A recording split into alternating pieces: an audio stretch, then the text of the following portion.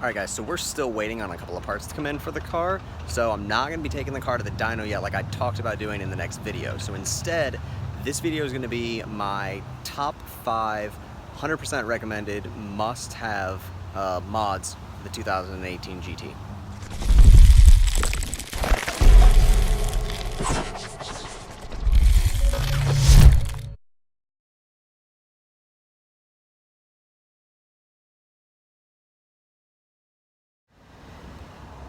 Disclaimer, the fucking word fuck might be fucking used in this fucking video. Alright guys, so for the first recommended mod, I'm kind of going to group them together. We're going to go with an intake, a tune, and E85. And here's going to be the reason why. Alright guys, so the reason why I feel intake, tune, and E85 is going to be your #1 mod for these cars is purely because of the new compression. These cars are pretty ragged out from the factory. Lund actually did a very informative video on it and says they're running 22 to 23 degrees of timing from the factory on them. So on 93, when you do an intake and tune now, you're not going to see the same performance results that you saw, out of the previous models. You're seeing 10, maybe 15 wheel horsepower, whereas on E85, they're seeing 25, 30, even 35 wheel horsepower out of just E85 in an intake. So that's definitely going to be my #1 recommendation to everyone. These are already overrated from factory, so they make 435, 440 bone stock. With E85 and a manifold, you're talking 465, 470 just with an intake and tune. That's before you do long tubes, that's before you do a cat delete, whatever you decide to do after that to your exhaust. So E85 and intake, #1 recommendation. Alright guys, so #2 is going to be another package deal. It's actually going to be all suspension parts. It's going to be BMR's CB005, which is their cradle lockout, and their vertical links, as well as, I hate the 4x4 look from the factory, so I did a set of springs until we put bags on the car. Those three, after you add the intake, tune, E85, etc., will really get rid of 95% of the wheel hop that still comes from having an IRS car. So those three little mods right there make a massive, massive, massive difference, and that's why they're going to be #2 on the list.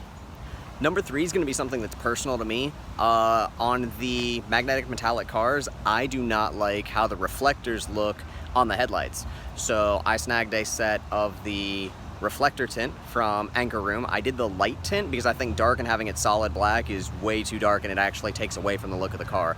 So I did the light tint on my reflectors on the headlights as well as on the fog lights, and I'll show it to you here in a second. I think it greatly improves the look of the car overall, especially on the magnetic metallic and really for any color that you do. Alright, you guys can see right here what the tint looks like. I'll drop a picture in here of what it looked like stock. You can see it goes on and it's pretty flawless. It was a really easy installation. I used a hair dryer to make sure that it went around all the corners properly, and I really think it lends itself to the overall look of the car in a much better way. It makes it feel much more complete. So that's going to be #3 on my list.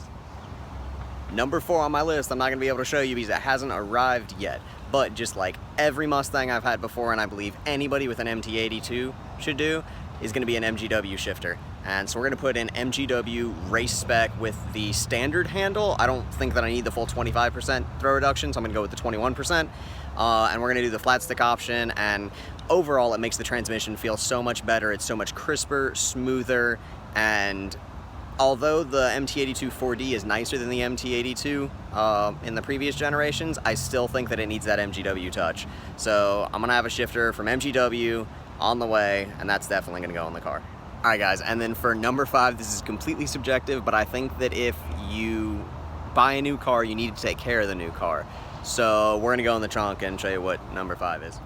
It's actually one of my favorite features of the S550 is that little button there, but you open up our trunk here, and my #5 is Adams polishes. 110%. I think that if you buy a brand new car, you need to take care of it. You need to take care of the investment that you have. So I use Adams. I've got 3 main products that I use, and I'll show them to you here. We can move all of the microfibers out of the way. Alright, the Ultra Foam shampoo,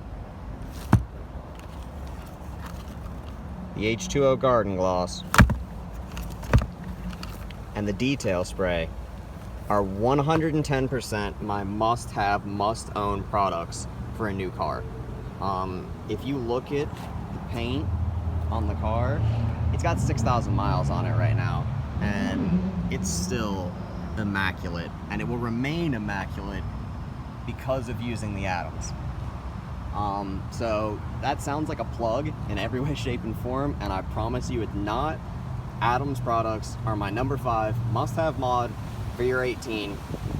Need something to protect that paint that you just paid so much money for. So Adams polishes, number 5 on the list. All right, guys, so those are my top 5 must-have upgrades for your 2018 Mustang. I know one of them was like a maintenance item, but I think it's important. Like I said, I think if you're spending the amount of money on the car, you need to take care of the paint, and it needs to look good. And the best way possible to do that is with Adams. So I'm gonna keep saying that, even if it sounds like a plug. I don't give a fuck.